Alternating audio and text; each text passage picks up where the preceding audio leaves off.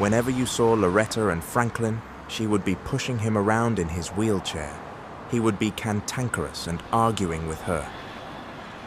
4 years ago, he was standing in front of the liquor store on Rockaway Boulevard when some guys in a car drove by and shot up the place because someone out there sold them soap instead of crack. Franklin had been hit in the spine and ended up in a wheelchair for life. He had pissed away all of the money that he got in disability, and his family eventually stopped talking to him or taking his calls. He and Loretta were now hooked on heroin.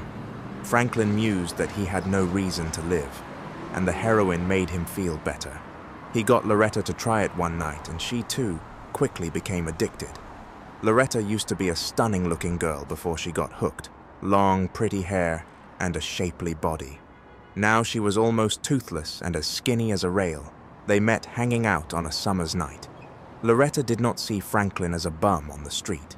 He was well-groomed and he spoke very well. When he approached her, he asked if they could walk and talk and go to the park.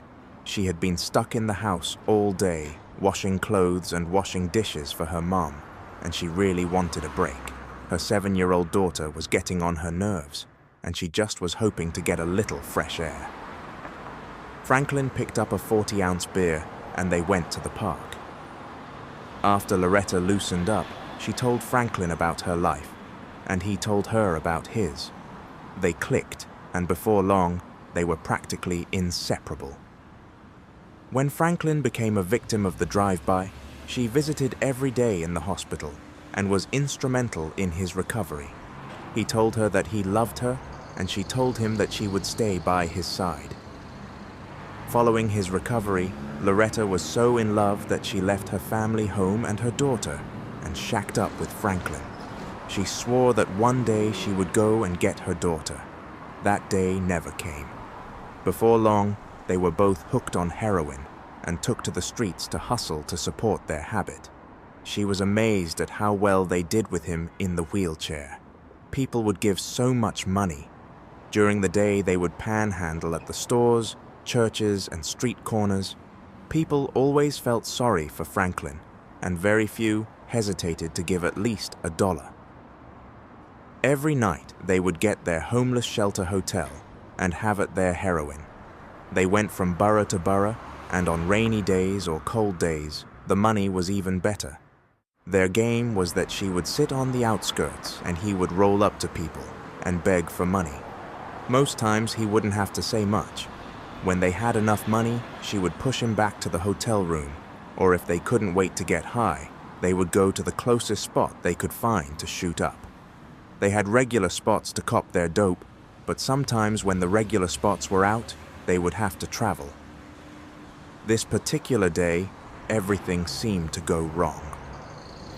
The night before they got a bad batch, so they were fiending for more.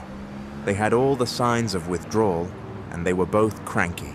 This was one of the hard days, and people just didn't seem to want to give away their money, maybe because of the telltale signs of drug addiction, or because Franklin was being aggressive and not his usual humble self. Franklin got cursed out, spit on, and one guy punched him in the face until Loretta came to his rescue. They had picked a spot where they had begged too many times, and everyone seemed to be sick of them. By 9 p.m., they finally got enough money for dope, and they went to cop. The dealer told them that he only had 1 bag left, and he was not getting any more until tomorrow. They knew 1 bag would never be enough, but Franklin paid him, and his hands were shaking. He felt like he was going to throw up. Loretta quickly grabbed the wheelchair and began to push.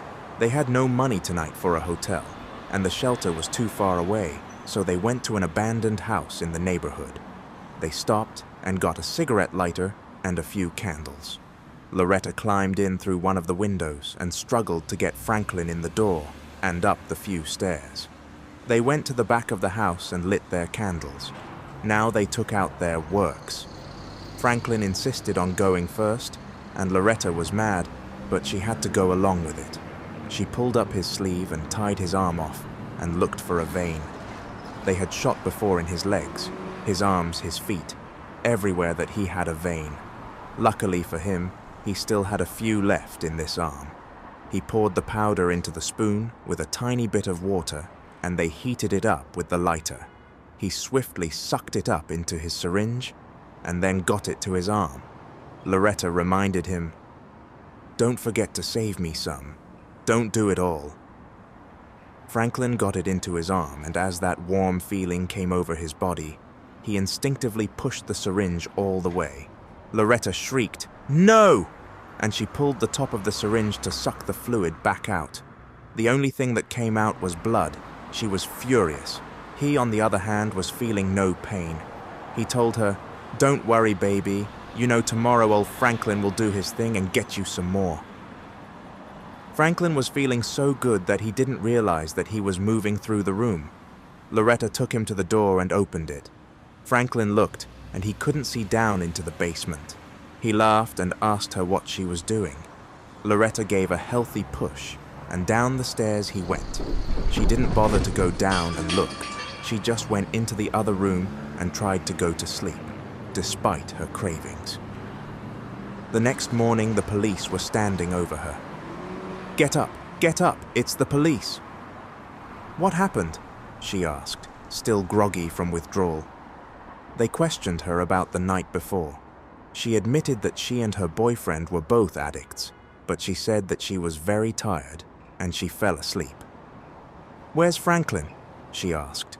They told her that he was at the bottom of the stairs with a broken neck. She let out a cry and said that he must have gotten high in the night and rolled off by himself and went through the wrong door. The cops believed her story, and since they had no witnesses, they let her go. She watched as they took Franklin's broken body out. Poor Franklin, she thought. She waited till nightfall and went back to the house and dragged the wheelchair up the stairs and out of the house. She's on Fulton Street in Brooklyn nowadays in her wheelchair, getting money every day now. Franklin taught her so well. Cold out here.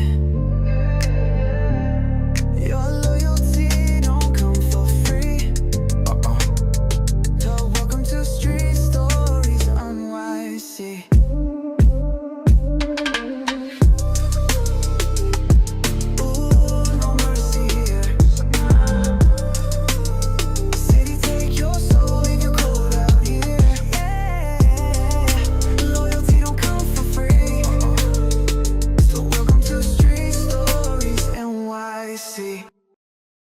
Get the raw full 45 set collection.